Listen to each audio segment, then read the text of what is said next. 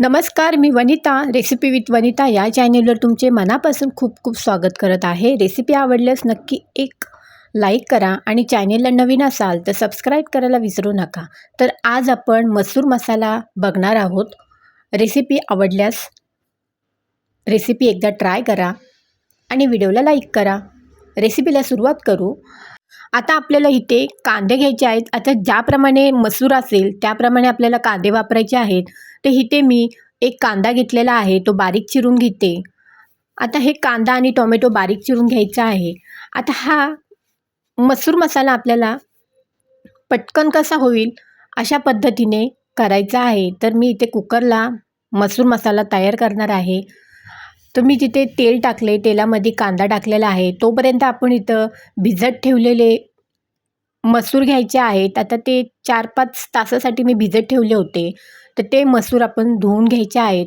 आता इकडं मी कांदा टाकलेला आहे. त्याचप्रमाणे कांदा परतून झालेला आहे, म्हणजे ब्राऊन झालेला आहे. आपल्याला लगेच त्याच्यामध्ये लसूण घालायचं आहे आणि कढीपत्ता घातला आहे. हे मिक्स करून घेतलं आहे.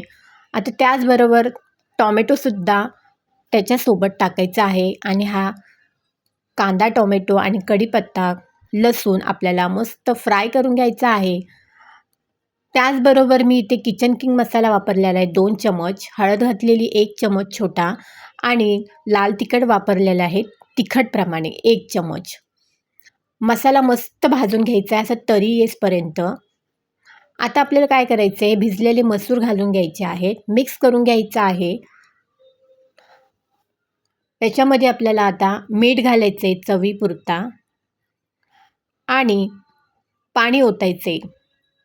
आता ज्या वाटग्यामध्ये आपण मसूर घेतलेले त्या वाटग्याप्रमाणेच थोडं किंचित कमी एवढं पाणी घालायचं आहे आणि हा मसूर मसाला आपल्याला मस्त कुकरला असा पटकन होणार आहे.